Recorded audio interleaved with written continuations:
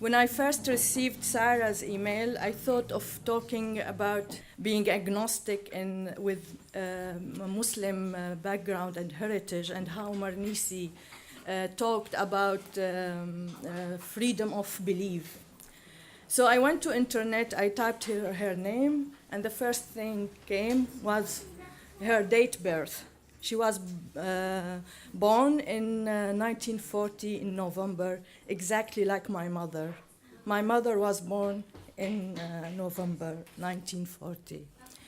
So when I was faced with my blank paper, I found myself writing about Mernissi, Fatima, and my mother, Leila. Okay. But it is a last-minute work, so it's, Fatima says, writing is one of the most ancient forms of prayer. To write is to believe communication is possible, that other people are good, that you can awaken their generosity and their desire to be good. I also want to write. I want to write about Leila. I want to tell you her story. Leila, the beautiful newborn who took her first breath in a winter day in 1940. She cried her first cry in the eastern shore of the Mediterranean. Fatima says, complimenting the land that gave her birth, Morocco is such a beautiful place. It is extremely beautiful and captivating place for a writer. Fatima as well opened her eyes for the first time in a city that rests on the southern shoulder of the Mediterranean. She also took her first breath and she screamed her first cry there in a winter day in 1940. Leila, the little girl of the Levant, Al-Mashriq.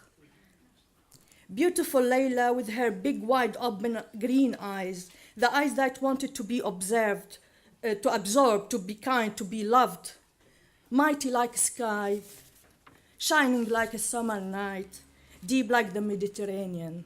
The Mediterranean, the first step Leila took were on the sand of its shore. The first word she said flew in its space. On the coast of the Mediterranean, Leila and Fatima were learning the alphabet of being. Early in 1950s, the years of hope, in those years, their people were fighting for their liberty. They were struggling to break the chain. They were trying to walk freely, to scream freely. Fatima says, you must learn to scream and protest just the way you learned to walk and talk. Crying when you are insulted is like asking for more. So words alone are not enough.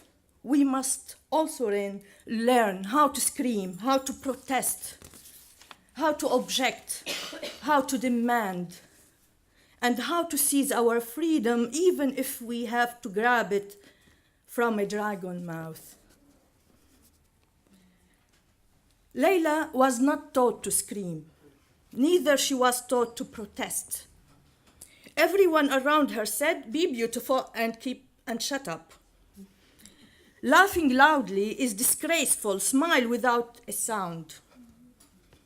Running freely in the street is shameful. Just walk gently and gracefully. Don't run.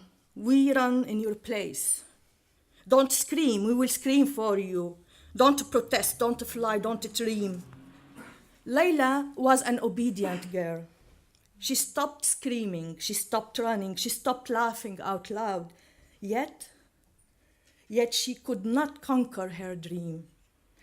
Her dream was stronger than her. Her dream was stronger than them. It was stronger than their orders. Her dream was a pen, a paper, two wings, and too much knowledge. Fatima says, there are two prerequisites to growing wings. The first is to feel encircled, and the second is to believe that you can break the circle. Beautiful Layla, beautiful little Layla, she was 9 years old when she broke the circle, when she challenged the father who said schools are not for girls. But Layla was worthy of school, the best of schools. Layla was worthy of knowledge, the greatest of knowledge. Layla was worthy of wings, the strongest of wings. Fatima says, the real mistake of women was to let the memoir, the collective, the history, the space of producing history, to let them all in the hands of men.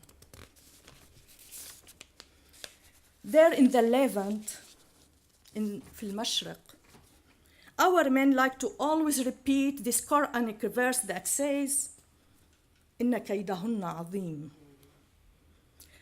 It says, so when he saw the shirt torn from behind, he said, Lord, this is of the deceit of you women. Lord, the deceit of them is very great. Their ability of deceiving is great. Yet, Fatima says, al-kaid, this deceit, this power, is the will of woman, is in obstruction the authority of men. الكيد هو إرادة النساء في عرقلة سلطة الرجال. Perhaps Layla did not learn how to scream. She did not learn how to protest or dissent. But at the age of 9, she rebelled. She set her feet free and ran for miles. The nearest school was miles away. She confronted her jailer.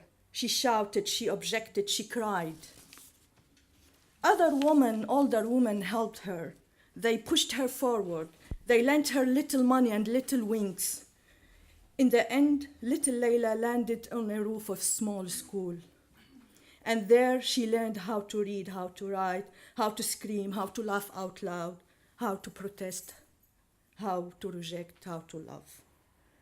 Fatima says, spaces between your fingers exist so someone else can fill them. Layla had 10 fingers and 12 spaces among them. She had a great soul and millions of dreams. I am her fruit, her product, her invention. Everything beautiful I have, I inherited from her. All strength I have is her gift. I now laugh out loud freely. I can run as much as I want, as long as I want. I can fly as high as I want. I am free because Layla had broken the circle.